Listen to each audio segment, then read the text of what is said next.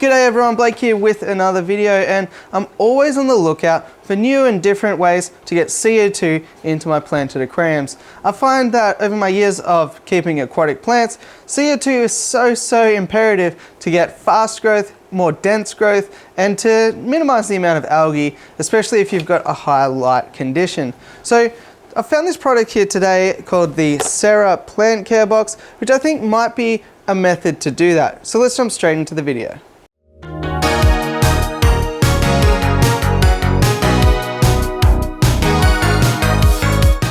Okay, so in the past, I've shown you how to set up CO2 injection systems. I've shown you how I do a cheap sort of passive CO2 system with a soda stream. And today, this kind of uses a similar ideal to this passive CO2 system. So what this is here is basically it uses CO2 tablets, like if you've ever used Barocca or another seltzer. Basically it's a tablet that's going to react to the water, create CO2, we're going to capture that, and then it's going to passively go back into our water.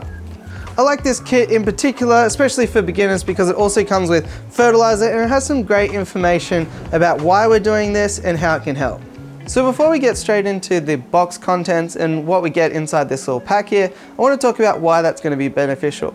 So when it comes to growing aquatic plants, there's three main building blocks that you want to include to grow some really nice healthy plants. The first one is light, the second one is macro and micronutrients, which we usually provide in the form of liquid fertiliser, and the third one is carbon, which in this case is going to be carbon dioxide in the form of this gas that we're going to passively infuse into the water.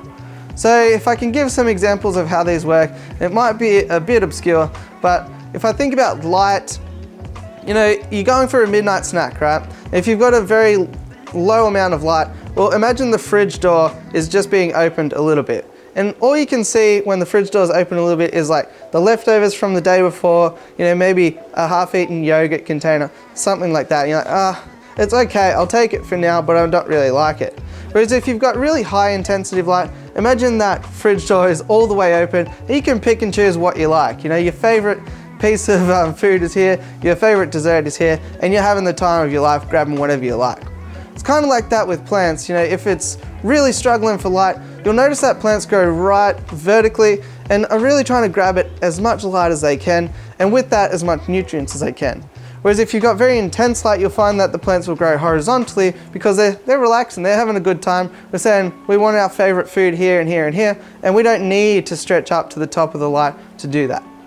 Macro and micronutrients is kind of the same, except every meal that a plant has to be balanced. It has to be like your meat and two veg, if you like, where it will say, you know, I'll have a percentage of this, a percentage of that, a percentage of this, and so forth until it gets to 100%, and then I'll grab that. So there is always going to be things left over, and that's why it's always important to give a nice balanced amount of fertilization. There's no point pouring a whole barrel of nitrate into the aquarium, because they are going to need other things like iron, potassium, phosphorus, and so forth to get that balanced diet into the plant, essentially.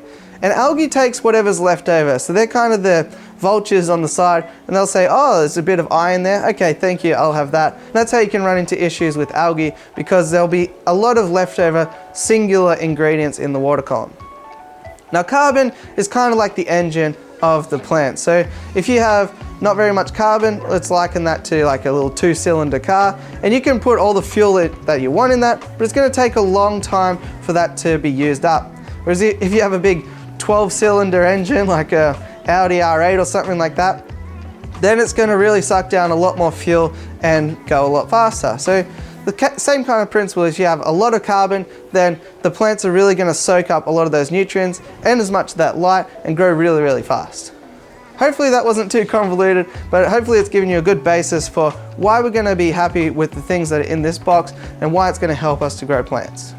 Okay, so first up we have here some Sera Basic Care liquid fertiliser. So that's going to do really well to get a nice balance of macro and micronutrients in here. Next one up, we have, just like your Barocca container, we have our cylinder of CO2 tablets, our seltzers. So we've got 20 of those to use over time. We get a little sample pack of Sera Vipan, just some fish food. There's a little sample there, so that's always fun.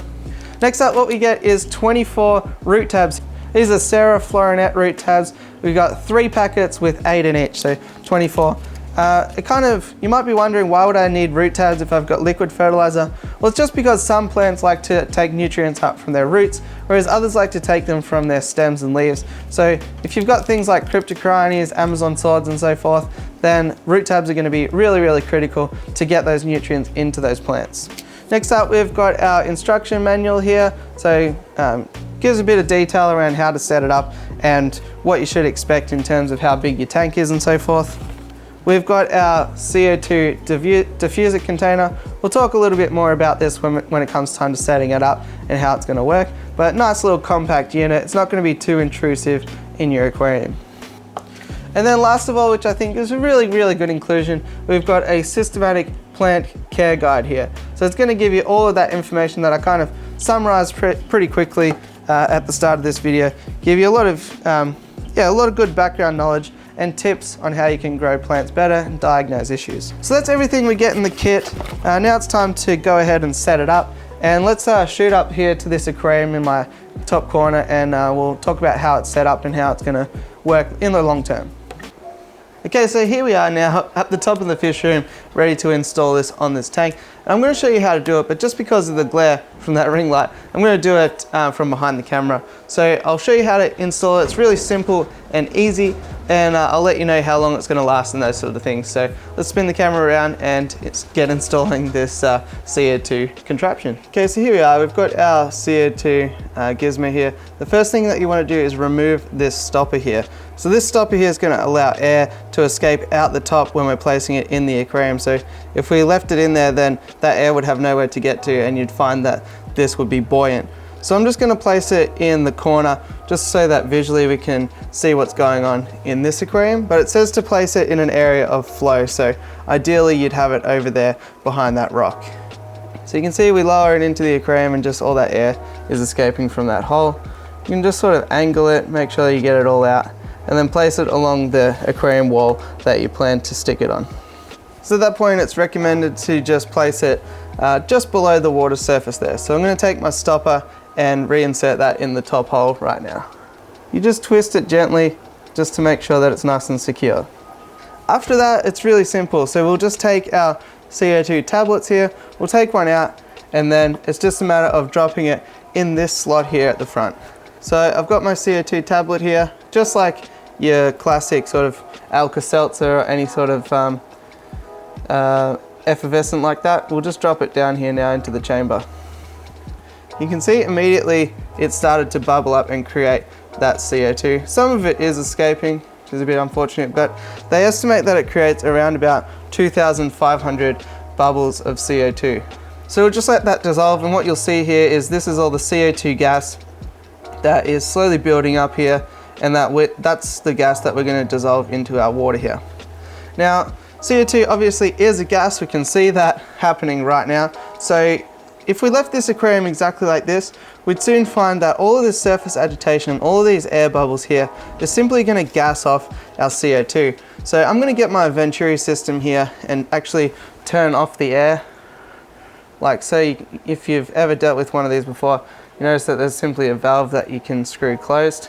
So you could get an idea before, when there was air bubbles in here, of the amount of flow that's in here, and that's going to be good to distribute all this CO2 around.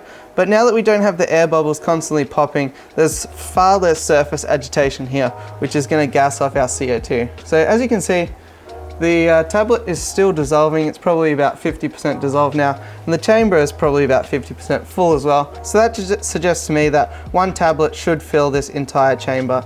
So that's good. Now, Sera do recommend one tablet per up to 60 litres, which is I think about 15 gallons. So if you've got a really large tank, you're probably going to need multiple of these. I'd really suggest it's more of a nano tank sort of thing anyway, but I do like the fact that you don't need any sort of plugs, you don't need to attach any electricity or anything like that to it. It's nice and easy to use, so even if you've got an aquarium in a difficult area to access, well, this should be fairly simple for you. So the way this system works is water flowing by this entrance here is going to sort of bring water with it, just like how in a sponge filter the uplift sort of drags water up through it.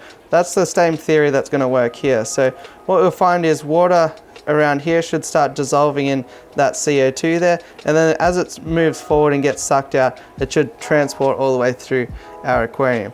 So that's why we do need a heavy flow environment for this to work, but in any CO2 injection or dissolution method, flow is always going to be your friend as well.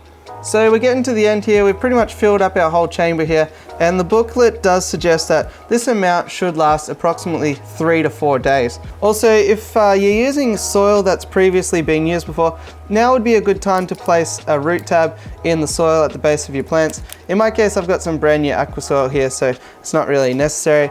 But you could also dose your liquid fertilizer here, which I'm going to do now. The dosage rate for this one is 1 capful or 5 milliliters for every 5 gallons or 20 liters. So I'll just do 1 capful for this aquarium here. And we've got a nice sort of golden color of fertilizer here. Okay, so I've filled up this cap and we're ready to dose into the aquarium. Just pour it straight in and swish the lid around. And I'll pick up the camera in the next few days. Hey guys, so I'm picking up the camera again, and it's not 3 days later, it's actually about 18 hours later. And as you can see, a lot of the CO2 has now been absorbed into the water column.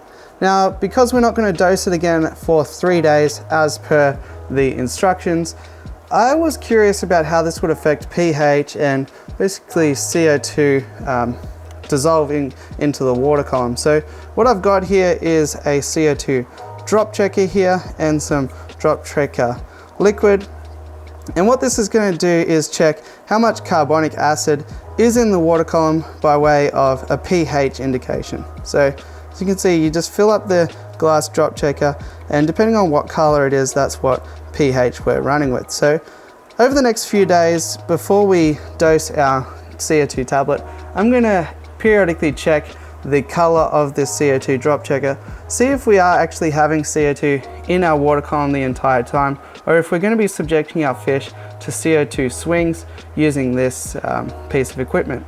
So I'll get this installed now and we'll monitor it from the get-go. Okay, so you can see now I just got my drop checker installed.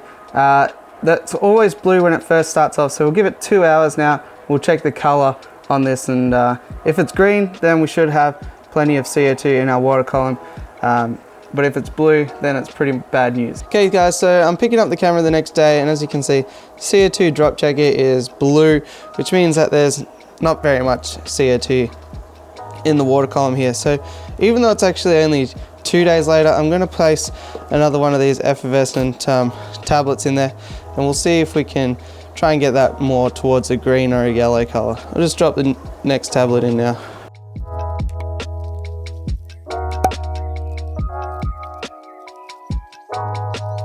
And just over 24 hours later now, it's blue again.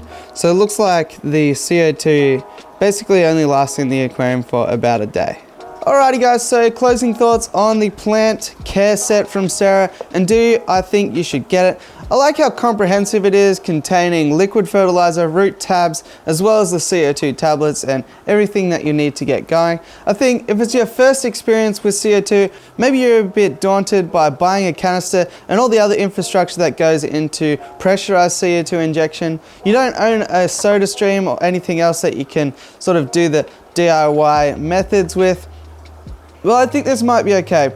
Some obvious downsides are that, by the looks of this small tank even, we'll need 1 tablet per day, and refills cost about $18 Australian for a 20 pack. So you're essentially spending $1 a day just trying to get some CO2 into your aquarium. With that said, it might be a quick and easy way to get tanks going, like in the case of this tank here behind me, where it's a brand new setup with new aqua soil and so forth, and might be prone to a bit of algae. So in those sort of cases, it is probably a good idea to have the CO2 going for the first 2 weeks or so, just so that everything can adapt to submerged growth without getting that ugly phase, the diatoms, the string algae and so forth in your aquarium. Overall, I was pretty disappointed that the CO2 didn't last as long as I thought it would, even in this small tank here with very little surface agitation. So you're definitely going to need to keep the CO2 tablets stocked up if you do intend to use these over the long term, especially on bigger tanks where you might need to put 2, 3, 4, 5 tablets per day. It could get very expensive very fast. And I don't think that it's really an economical option for tanks larger than this, really. At the very least, you'll be left over with a fair few root tabs, some nice liquid fertilizer, and a decent amount of CO2 that will have got you going. You got some nice education in there, which I like as well, and it might even be enough to sort of see the benefits and then encourage you to go and purchase the other infrastructure, which I think in the long term is going to be better overall. In any case, I just saw this product. I thought it might be of interest to some of you out there looking to getting into CO2, and I think it does exactly that. If you are looking at getting this product here, since I've talked about it, or anything else like your sponge filters, heaters, lights and so forth, definitely check out Aquarium Universe. That's where I got this from, and you can use code Blake's Aquatics to get 10% off. They're really, really great people, and I really enjoy supporting all levels of the hobby here in Australia in particular. So definitely go check them out and have a bit of a browse and see if there's something that might take your fancy. Other than that, guys, that's pretty much all I've got for this kit here. Hopefully you liked it. Hopefully it's given you a bit of insight and helped you make your decision whether to get it or not. If you did like the video, it always helps me out to smash like, hit subscribe and all that fun stuff. And other than that, I'll catch you on the next one. Thanks for watching.